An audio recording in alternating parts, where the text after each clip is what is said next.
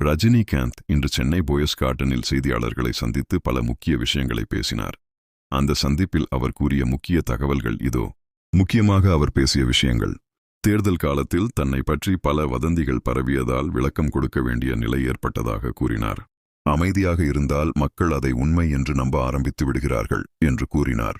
மு.க.ஸ்டாலினை சந்தித்தது பற்றி: எம்.கே.ஸ்டாலின் தேர்தல் தோல்விக்கு பிறகு அவரை சந்தித்தது அரசியல் காரணத்திற்காக அல்ல என்று தெளிவுபடுத்தினார். அவர் கூறியதாவது: ஸ்டாலின் என் நீண்ட நாள் நண்பர். அவரது தோல்வி எனக்கு வருத்தம் அளித்தது. ஒரு நண்பராகத்தான் சென்று சந்தித்தேன். அதை அரசியல் பேச்சுவார்த்தை போல மாற்றியது என்னை காயப்படுத்தியது. டிஎம்கே-ஏஐஏடிஎம்கே கூட்டணி குறித்த வதந்தி: டிஎம்கே மற்றும் ஏஐஏடிஎம்கே கூட்டணி அமைக்க நான் முயன்றதாக வந்த தகவல்களை முற்றிலும் மறுத்தார். அப்படி கீழ்த்தரமான அரசியல் செய்யும் மனிதன் நான் இல்லை. ரஜினிகாந்த் அந்த அளவுக்கு தரம் தாழ்ந்தவர் இல்லை என்று கடுமையாக பதிலளித்தார். விஜய் முதலமைச்சராக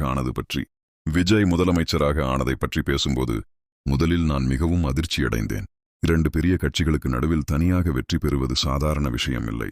அவர் மீது எனக்கு பொறாமையோ கோபமோ இல்லை. அவருக்காக நான் மகிழ்ச்சியாக இருக்கிறேன் என்று கூறினார். விஜய் அரசுக்கு அவகாசம் கொடுக்க வேண்டும். அரசியல் என்பது மிகப்பெரிய பொறுப்பு. மக்கள் குறைந்தது 2 வருடமாவது அவருக்கு நேரம் கொடுக்க வேண்டும் என்று தெரிவித்தார். அரசியலுக்கு மீண்டும் வருவீர்களா? நான் அரசியலை விட்டுவிட்டேன். இப்போது எந்த அரசியல் திட்டமும் இல்லை என்று மறைமுகமாக தெரிவித்தார்.